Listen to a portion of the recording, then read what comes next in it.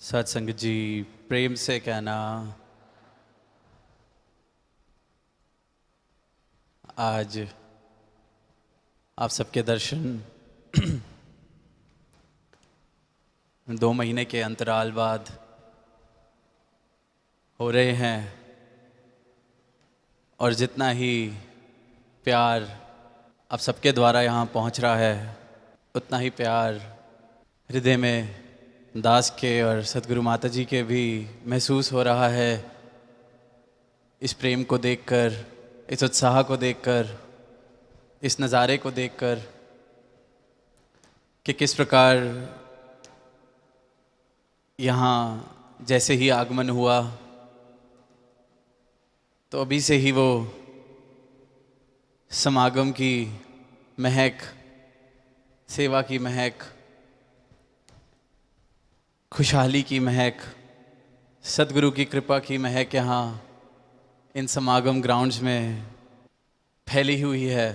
और यही उत्साह, यही प्रेम जहाँ जहाँ भी पिछले 2 महीनों में जाने का अवसर प्राप्त हुआ, जिस शहर, जिस देश, वहाँ जो ये परिवार सतगुरु का इसी उत्साह के साथ वहाँ भी ये समागमों के रूप बने, सेवा का अनेक अनेक तरहों की सेवा संतों ने निभाई, बड़ों ने, बुज़ुर्गों ने, नौजवानों ने, बच्चों ने, और चंद वर्षों में ही वहाँ भी परिवार का विस्तार होता सभी को महसूस होने लगा है। जहाँ पहली बार जाना हुआ, वहाँ से अब इस तरह की अरदास के सच्चे पातशाह यहाँ भवन बख्शा जाए, संगतें बढ़ रही हैं। तो ये जो आवाज़ सत्य की एक एक संत अपने जीवन द्वारा दे रहा है, सतगुरु की शिक्षाओं के अनुसार अपना जीवन जी के, ये भक्ति भरा जीवन जी के, तो जहाँ भी जाने का अवसर मिलता है, किसी से भी बात करने का अवसर मिलता है, तो यही एहसास कि हम कितने ही भाग्यशाली, कि इतनी बड़ी दौलत कितने सहज में हम सबके हिस्से आई है। क्योंकि संसार में जहाँ जहाँ भी, क्योंकि हर समागम पर संतों ने सुकून की बात की, वहाँ पे पीस विदिन के ऊपर विचार, गीत, और कोई भी जो पहली बार इस संदेश को सुन रहा था, पहली बार सत्संग में शामिल होने का किसी को अवसर मिला, हर एक से यही भाव सुनने को मिले कि ये जीवन में अगर सुकून आ जाए तो फिर और चाहिए ही क्या, और फिर रह क्या जाता है। दुनिया की सारी उपलब्धियां हासिल करने के बाद भी सबके यही भाव, चाहे कोई भी देश हो, कोई भी शहर हो। सतगुरु के प्रवचन जिसने सुने, जिसने कहा ये जीवन में आ जाए तो जीवन ही बदल जाए। और वाकई ही एक एक स्थान पर जो संदेश सतगुरु के द्वारा दिया गया, जीवन में उतरने लग जाए तो वो जीवन स्वर्ग से कम नहीं, सुकून से कम नहीं। ऐसे ही भाव एक समागम पर जीवन को किस तरह से खुशहाल बना जा सकता है, किस तरह से सुकून की तरफ ये यात्रा और बढ़ाई जा सकती है।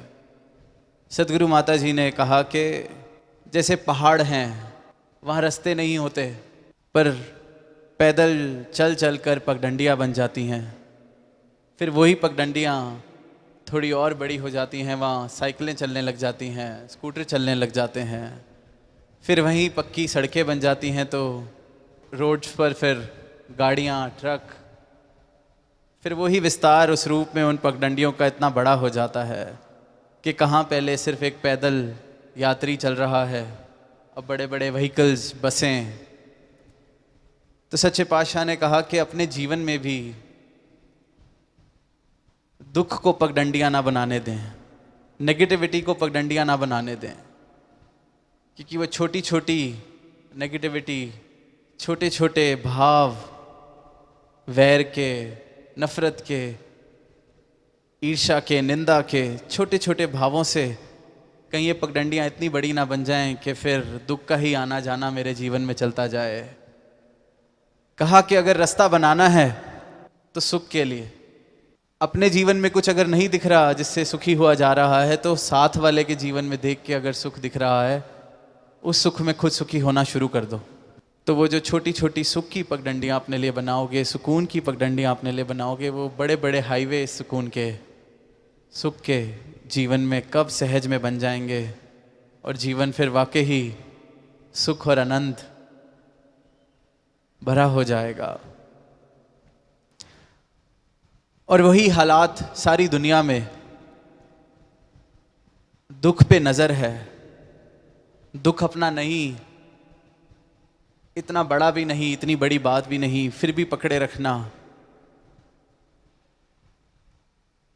तिनके का पहाड़ बना देना। कोई बात ना भी हो तो ज़बरदस्ती की बात बना देना, और फिर चाहत है कि सुकून जीवन में आ जाए, सुख जीवन में आ जाए।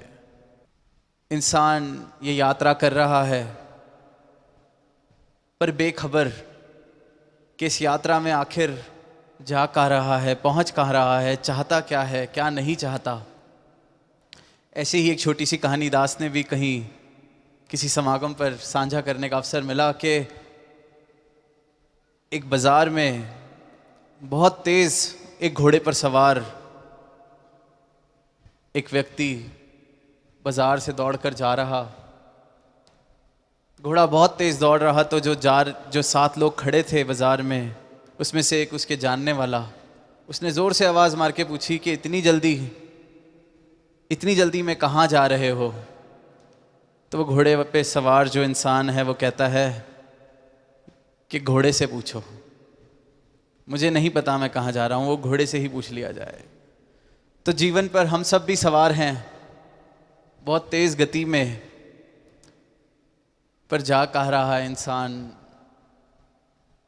वो इंसान कहता है कि वो मुझसे ना पूछो, क्योंकि जहाँ जा रहा है तो वहाँ रूप इसी प्रकार का दिख रहा है कि पतन की तरफ दिशा ले ली है मानवता ने।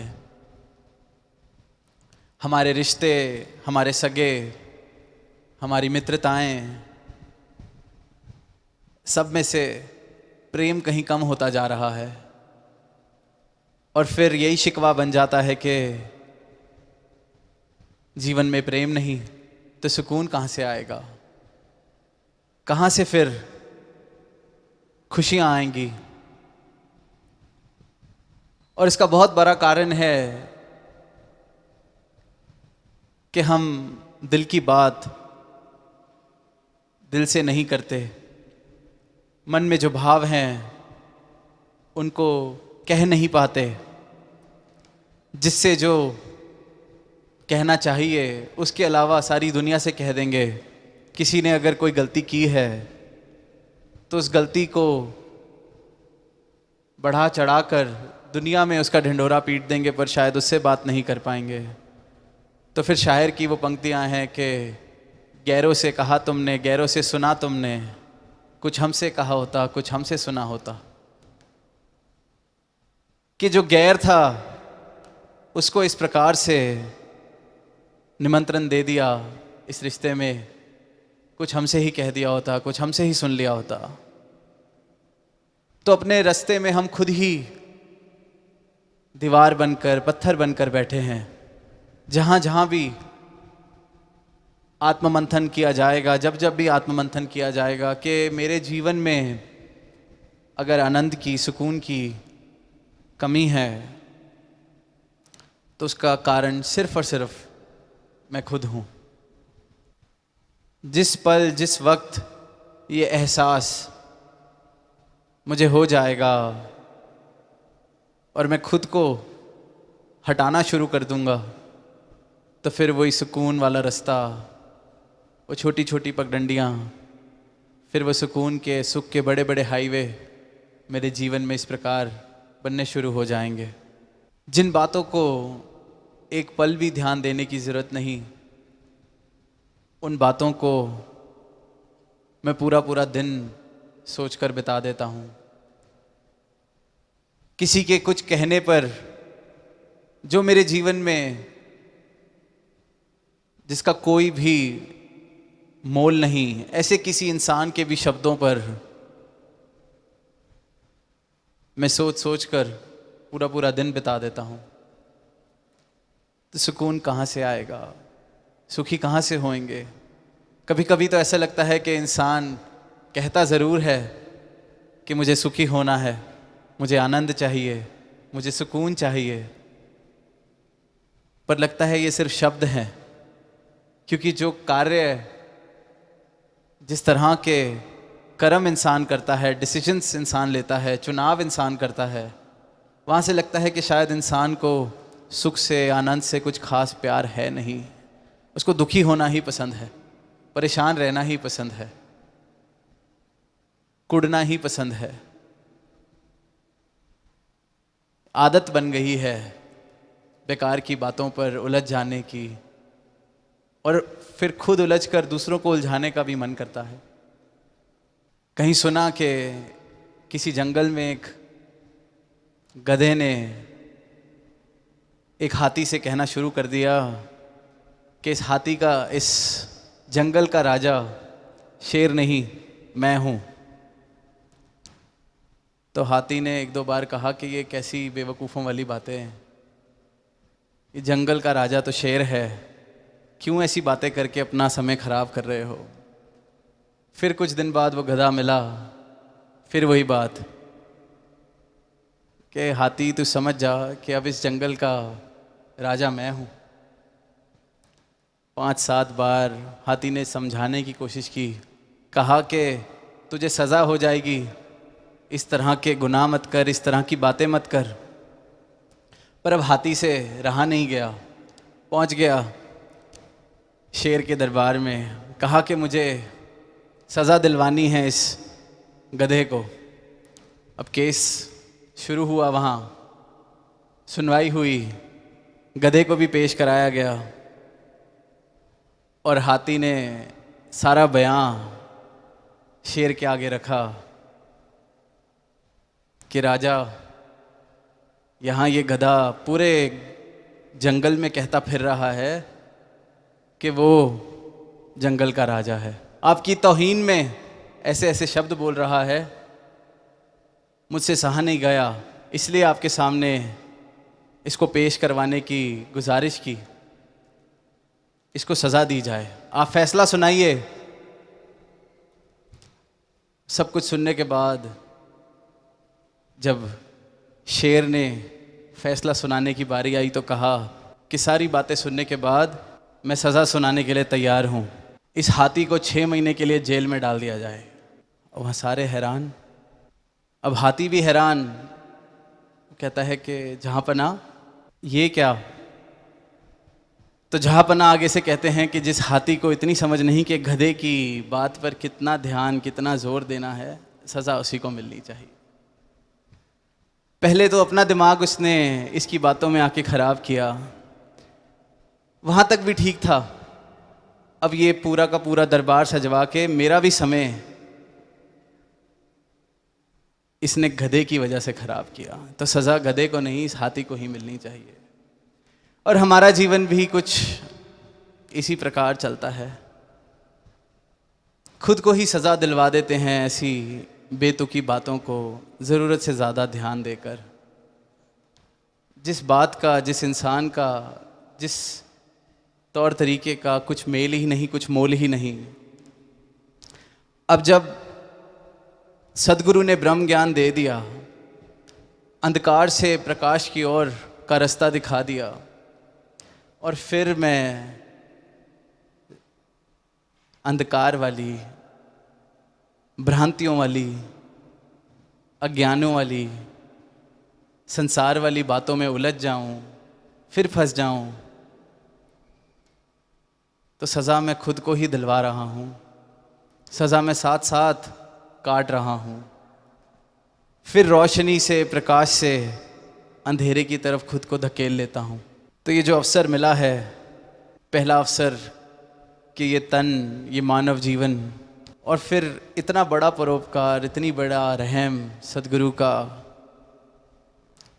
कि ये अंधकार में नहीं बिता रहे इस जीवन को। सत्य ये परमात्मा जीवन में आ गया है। आज वो कहानी सुन रहे थे सत्संग में कि गुरु साहिबान वहाँ झोपड़ी में ठहरे और उसके बाद फरमान दे दिया कि इस झोपड़ी को तोड़ दिया जाए। और झोपड़ी जिसकी थी उसने आखिरी जो स्तंभ था, आखिरी जो पिलर था, वो खुद ही तोड़ा। और फिर कुछ समय बाद वहाँ महल खड़े थे। तो सदगुरु हमारी इस मैं की झोपड़ी को तोड़ते हैं। वो एक एक पल में, एक एक विचार में ये कह रहे हैं कि इस मैं की झोपड़ी को तोड़ दो,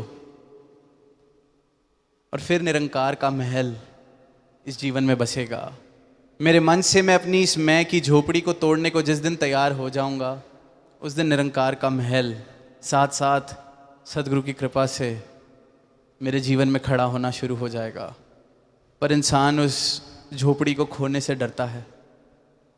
हम अपनी मैं को खोने से डरते हैं, और इसलिए फिर वो फासला अभी भी है सुकून और मेरे बीच में। झलकियाँ मिलती हैं जब इनकी उपस्थिति में मैं होता हूँ, तो सुकून की झलकियाँ ज़रूर मिलती हैं। महसूस भी करता हूँ, एहसास भी होता है। पर इस झोपड़ी को खुद अपने हाथ से तोड़ना शुरू कर दें, तोड़ दें, फेंक दें, मान ले कि इस झोपड़ी को छोड़ने में ही आनंद है, सुकून है, तो वहीं फिर इस परमात्मा ने खुद बस जाना है, सदगुरु ने खुद बस जाना है। इस परमात्म के, इस सत्य के महल मेरे मन में खड़े हो जाने हैं। तो ये ब्रह्म ज्ञान जीवन में आने के बाद, जीवन में अगर ट्रांसफॉर्मेशन, रूपांतरण नहीं आ रहा या नहीं आना शुरू हुआ, तो भी ब्रह्म ज्ञान या ये संतों की वाणी ये सिर्फ थ्योरेटिकली मेरे जीवन में इसका प्रवेश हुआ है, सिर्फ शब्द मात्र का मेरे जीवन में प्रवेश हुआ है। जिस पल ये पूर्ण रूप से मेरे मन में, अंतर मन में सदगुरु की इस दात का प्रवेश हो जाए, सदगुरु के उपदेशों का प्रवेश होना शुरू हो जाए, तो मेरे जीवन में एक ऐसा रूपांतर होना शुरू होता है, बल्कि दास कहेगा कि क्रांति होनी शुरू होती है। अक्सर दुनिया में क्रांति की बात की जाती है, रेवोल्यूशन की बात की जाती है, पर सबसे बड़ी क्रांति एक इंसान के जीवन में तब घटती है जब उसका जीवन अंधकार से प्रकाश में आके खड़ा हो जाता है। सबसे बड़ी रेवोल्यूशन अपने इस जीवन में झूठ से नाता तोड़कर सत्य से नाता जोड़ लेना है। और ये क्रांति सदगुरु एक एक इंसान के जीवन में घटा रहे हैं, और हम सबको इस रहमत का एहसास, इस परोपकार का एहसास अपने जीवन में जब तक बनाए रखेंगे, तो जीवन मेरा मूविंग टुवर्ड्स सुकून ही रहेगा, फेसिंग टुवर्ड्स सुकून ही रहेगा। और पूर्ण रूप से जिस वक्त अपनी मैं वाली झोपड़ी को खुद ही ढह देंगे, तो वहाँ फिर सुकून के महल खड़े होने निश्चित हैं। तो अब आने वाले समय में इन ग्राउंड्स पर रोज़ ही निरंतर आपके दर्शन, चाहे सेवा के दौरान, चाहे जैसे सुना के रौनक के दौरान, दूध जलेबी के दौरान, निरंतर अब समागम तक ये आनंद भरा रूप इस मैदान पर, उत्सव भरा रूप एक सदगुरु की कृपा से बनेगा। तो यही प्रयास रहे कि ये जो विस्तार थीम, जो भाव सदगुरु ने दिए हैं, तो हम सबके मनों में भी अपनी मैं वाली झोपड़ी को तोड़कर इस परमात्मा के महल का, सत्य के महल का वास हो जाए, ऐसा विस्तार हम सबके जीवन में हो। तो इन्हीं भावों के साथ दास इजाज़त चाहेगा। प्रेम से कहना धन्यवाद।